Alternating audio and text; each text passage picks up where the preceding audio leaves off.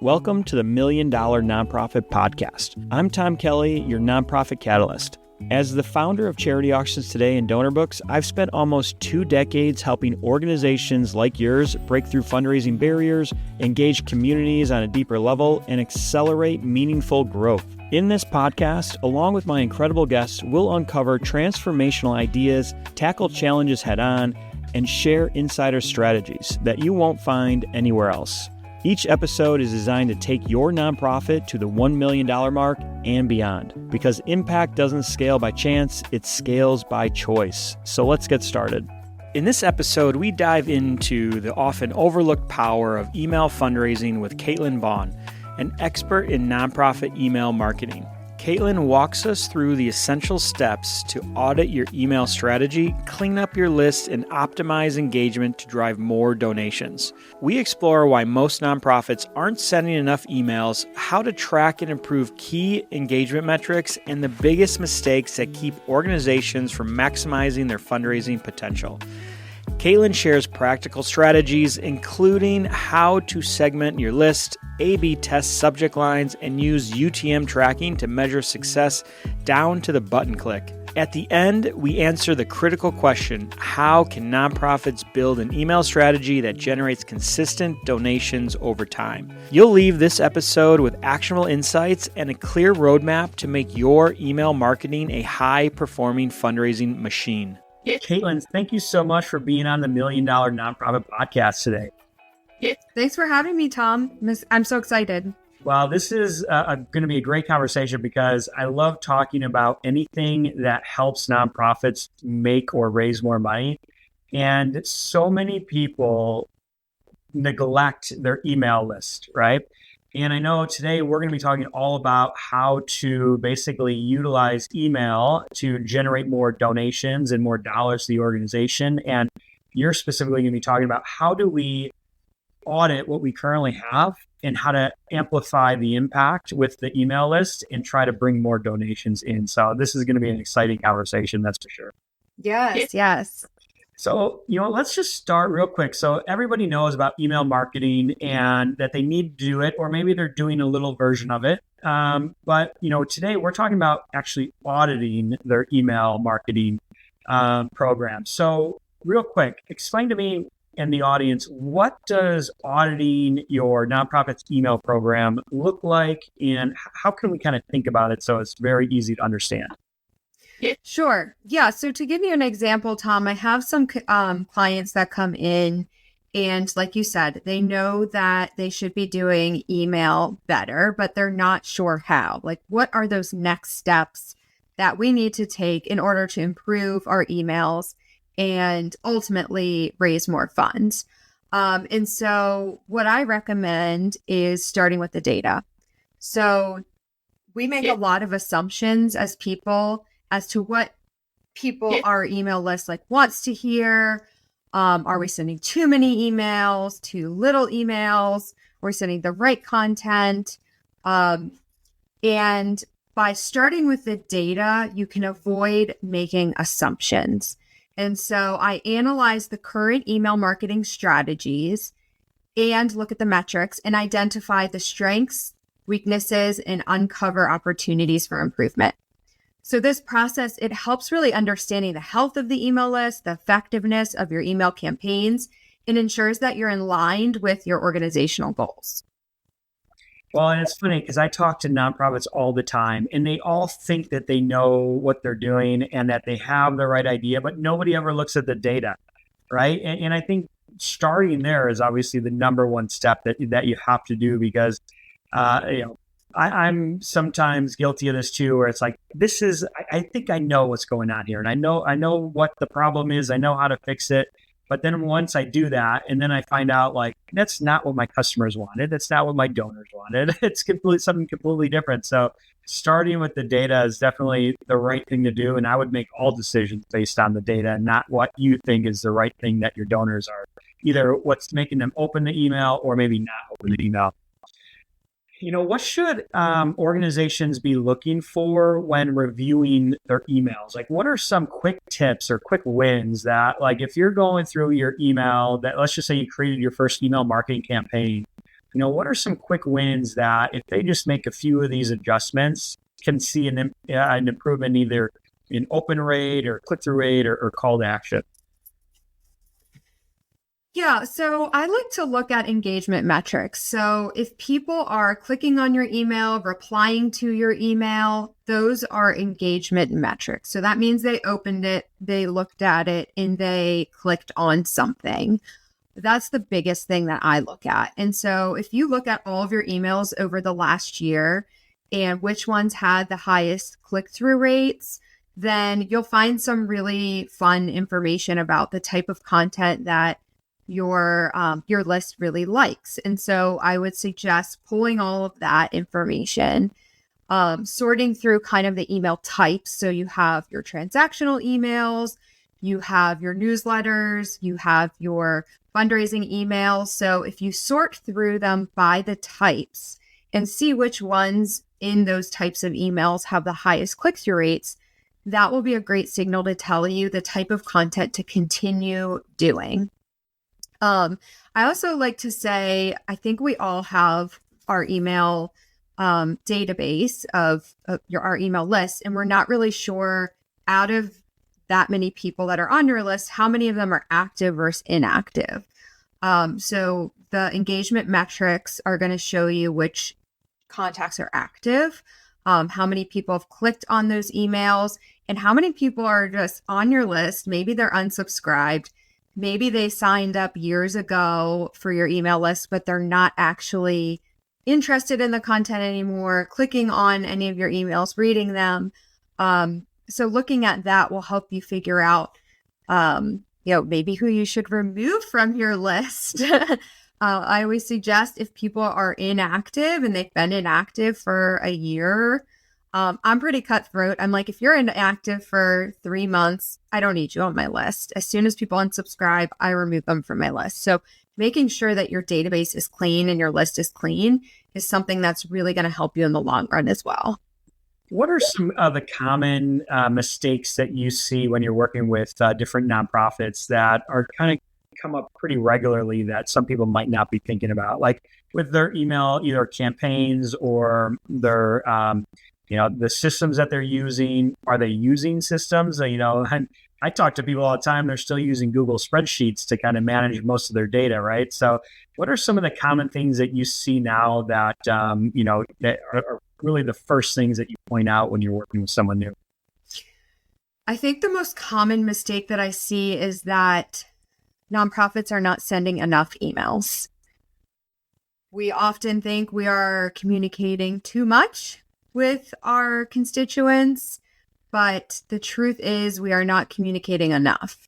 People signed up for your list for a reason. They want consistent communication over time. They want to know what impact they're making if they made a donation. They want to make sure that you're working hard, to solve the problems that your organization exists to solve.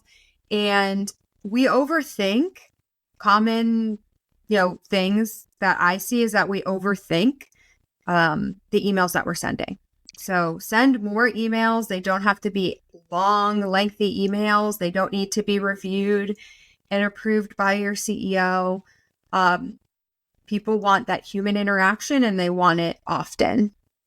Yeah, I agree. I wrote a whole book called The $1 Million Nonprofit just to get nonprofits, teach them to not think of money as a dirty word and basically making a profit and having runway and being able to pay yourself a salary. But it goes to the same mindset of, I don't want to send too many emails. I don't want to be annoying. I don't want to, spam their inbox. And that's not the case. A lot of people, they want to hear what your organization's doing. They want to hear how they can help more often. And sometimes, I feel like in people that want to support nonprofits, they're not maybe thinking about that nonprofit all the time, but if you send them a quick little reminder or a note, they'll be like, oh, okay, yeah, let me, with a good call to action to make a donation or help a program or, support these kids that came into the program, that will probably get them to take action and leave a donation. So it's just that mindset shift that you just have to kind of get. And email marketing, and not sending enough, I think is probably, I could see that being one of the biggest issues that you might run into at the very beginning of working with somebody. Yeah. I'll tell you, Tom, I started my email list 2 years ago, and I am just now seeing a lot of momentum from that. I send a weekly email out with nonprofit email trends. And slowly but surely it's grown. Slowly but surely I've actually seen the momentum that it has created, but it has taken 2 years of consistently sending one email a week to see that. So it's the long run. Like, what are you doing? It's a long game. Sorry. What are you doing consistently over time? One email, one newsletter a month is not enough. And sometimes what I tell my clients to test out is take that newsletter, which I used to be a marketing manager. I know how long it takes to put together those newsletters. It takes quite a bit of time.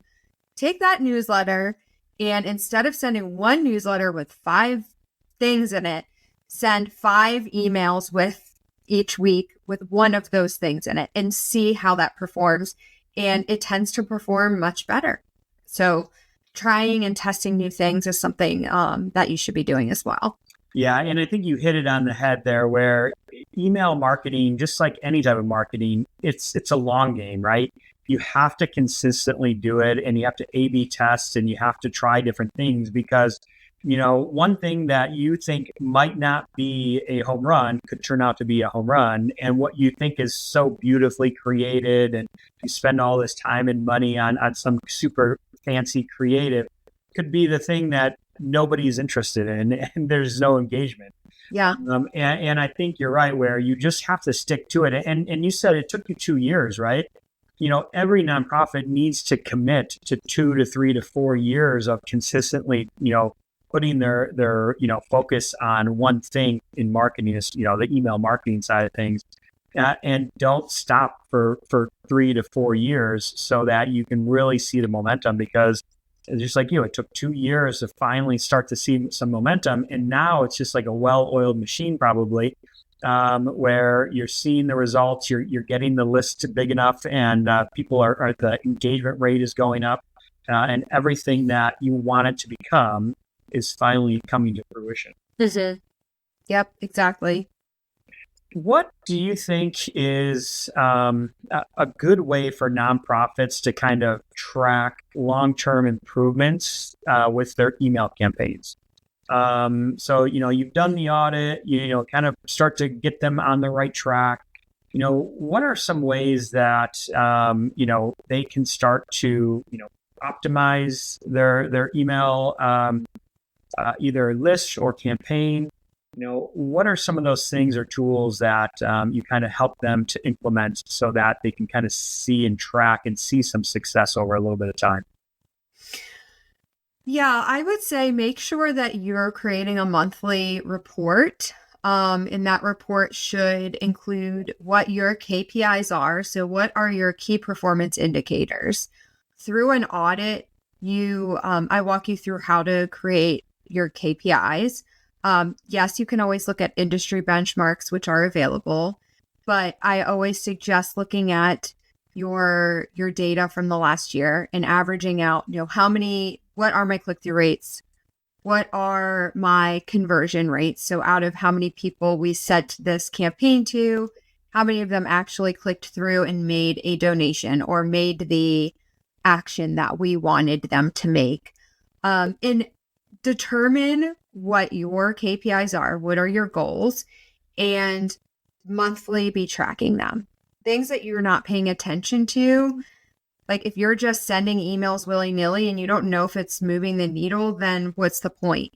So by having a monthly report and keeping an eye on how all of your campaigns are doing, then you can kind of create a roadmap of what you should be doing and what you shouldn't be doing. I've had a client who had been doing this peer-to-peer newsletter monthly, and we just decided that it wasn't really the juice wasn't worth the squeeze. We weren't seeing any engagement. No one was really opening the email, and we were spending hours creating the email. So sometimes discontinuing or sunsetting a certain thing is worth it as well. So just being able to keep a pulse on it and know how everything is doing is really important. And I think I should get a sign that says the juice isn't worth the squeeze. What are some of the tools that you like to use when it comes to tracking, kind of the email list and showing the success or failure of an actual email? Something that could be maybe, let's talk about, in my book, I always kind of talk about the nonprofits that are 0 to 100,000, 100 to 500,000, 500 to a million plus. Are there different tools so that as a small nonprofit is starting, which I suggest every nonprofit from day one should have some type of a tool implemented to at least start capturing and tracking emails.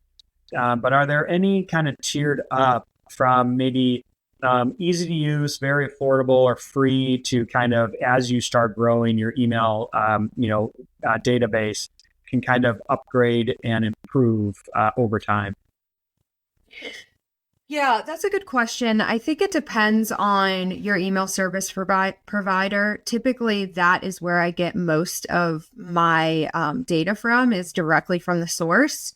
And then also having your Google Analytics set up so that you can tell the source of, people that are coming from email to your website. So if you can tell that, so many people are coming from email to your website, then that proves that the investment in email is worth it. So making sure you have that tracking set up, and that all the emails that you're sending out have a UTM source code on the links. You can Google how to create a UTM code, and there are some generators out there that make it really easy. But basically, it just tracks, it sends a link from your email to Google Analytics saying that these people are coming from email. If you don't do that, then it actually, Google Analytics doesn't know where people are coming from, and then it puts them in the other category. And then we don't really have the information we need to know if the investment is worth it. Yep. And if you're going to invest funds in something, definitely think about setting up some events in Google Analytics so you can look at your donation forms and are people getting stuck on certain places in your donation forms, and what the conversion is that's happening from your fundraising campaign. So if people are clicking on the email, the donate button on your email, they're getting to your donation form, but for some reason they're not completing the donation process, then that should be kind of a red flag that there's an issue there on the landing page. If you don't have that information, you're just guessing and you don't know, and you lose people after they click. So having that full picture of the life cycle of a donor is really vital. Well, and going back real quick and double clicking on the UTM code, do you suggest creating a specific UTM link or code per email that you send, so that you can track every email that you send, individual email, to see which one performs better when it comes to the call to action and actually collecting a donation? Absolutely. I say if you have never done a UTM code before, maybe just stick with the source equals email to start. And then once you get a hang of that, you can actually create a UTM code down to the content. So like you could say button 2 or link 2 or header image, and you can go in and analyze that data to see, out of all the emails that we've sent, oh wow, 70% of people are actually clicking on a button versus the link in the page. So you can get really specific with it if you want. And I like to include the email number, especially in campaigns where you have, 12 emails going out and you want to be able to dig through the info and easily figure out which email was most effective. That's a great way to do it. And you take all of the data sort of with a grain of salt, because sometimes what Google Analytics says is not the same as what your email service provider says, is not the same as what your CRM says. So you want to make sure you have the checks and balances to make sure you have the best information that you can get. And I'm just going to really quickly say this, that I have been successful in business because of one thing, and it's hiring the people that know how to do the thing, do the work, right? And have the experience. And right there is just so important, where you just said like three different things where most people that are listening are going to be like, what? Like do that? Or I have no idea what she's talking about, but I think I want to do that, right? And so, like, finding the people that have that experience that can do that, the little things like tracking it down to the button, to the link, to the individual email campaign, that's how you multiply and 10x your donations, because that way you can track what email, what messaging, what was said in this email. Out of 10 emails, these two emails took in $10,000 in donations each, and out of the other ones, they only brought in $1,000, right? So how do you, tell which one works the best? And it's all about the tracking and the data.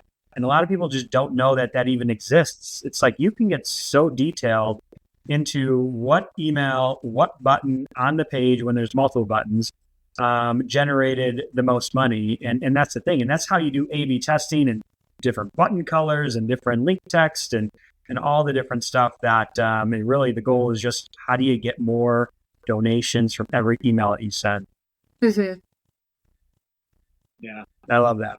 So everybody listening, go find the expert, and we're talking to one here. So we're going to make sure that we include all of Caitlin's information here at the end. But I have one more question, and we'll just kind of end it with this, and then we'll make sure that we get everybody your information, and I'll let you kind of tell everybody kind of what you do. I know you have some freebies that you're going to give everybody, or that they can download from your website and social media accounts. But why is having somebody dedicated, focusing on email marketing long term, basically essential for a nonprofit's success with their email marketing campaigns? It's funny that you asked this, because I just yesterday had posted about my experience as a marketing manager at a nonprofit, where I was a marketing team of one, and really essentially I burned out after 5 years and couldn't do it all. But I was one person. I had a website redesign on my plate. I had social media on my plate.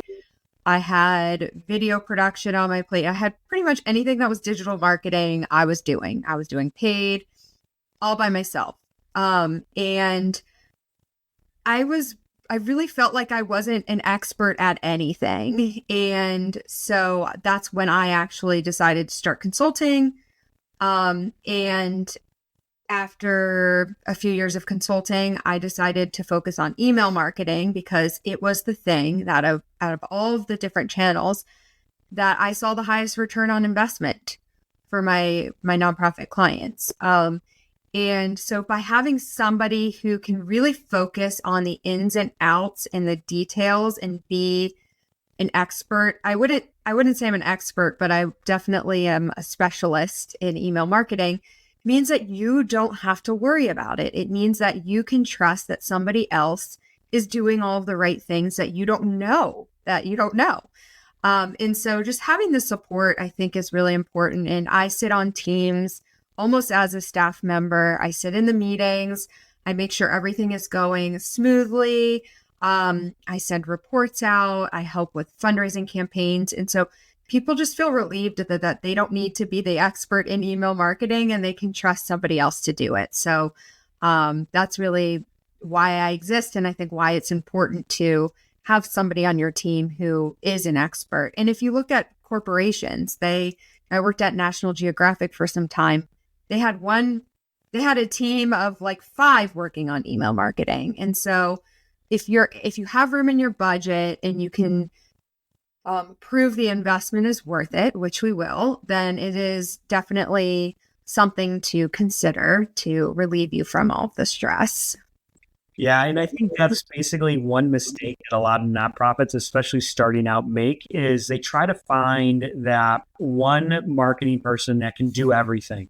And it's basically a jack of all trade, but a master of none, right?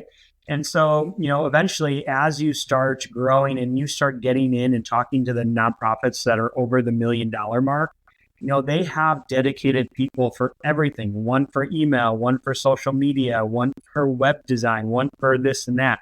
And they don't hire one person that can try to do everything for any type of donations that they're bringing in. So, you being specialized in email marketing just brings another layer of expertise that a lot of people probably don't. If you're trying to be a marketing person for everything, you're not getting the detailed information on the newest email marketing, tracking or tip or trick or things to try. So I definitely love that about you, that, you specialize in one thing and you are an expert at it. So I definitely see a lot of great success in your future. So I love that. So Thank you. yeah. So let's go ahead. We're going to wrap this up, but tell us more about your company. I know you have a good social media following. What's the best channel for people to follow you on? How can we get that freebie that you were teasing me with earlier before we hit record? Yeah, I'll send you the freebie if you want to put that in the show notes. I think that I sent it to Kelly already, but it is an email audit guide that walks you through my 7-step process for doing an email audit. And there's a template in there for you to put all of your data in. But if you need help with anything related to email marketing, I work with nonprofits on long-term retainers because these things take time, as we've talked about. And sit on their team as just the email marketing specialist, making sure that everything is going smoothly and you have all the right things in place. So yeah, I'm on LinkedIn most of the time, and you can check out my website, which is CaitlinVaughn.com. Awesome. And we're going to make sure that we add that link to your LinkedIn and your website in the show notes, so everybody can just click below to get to Caitlin's social media channels and download that freebie on our website. Caitlin, this has been so much fun. Thank you so much for being on the $1 Million Nonprofit Podcast today. And I can't wait to have you back on, have another conversation that we're going to share, shine your light on for the audience, and see how much more good we can do for the nonprofits that we support. Thanks, Tom. Thanks for all the work you do. Thanks, Caitlin. Thank you for tuning in to the $1 Million Nonprofit Podcast. If you'd like free resources to take your nonprofit to the $1 million mark, visit realtomkelly.com/playbooks. And because I'm committed to helping nonprofits maximize their impact and reach as many people as possible, contact us at hello@realtomkelly.com to explore bringing me in to speak at your next event. And as always, I'm looking forward to sharing more transformative insights with you on our next episode.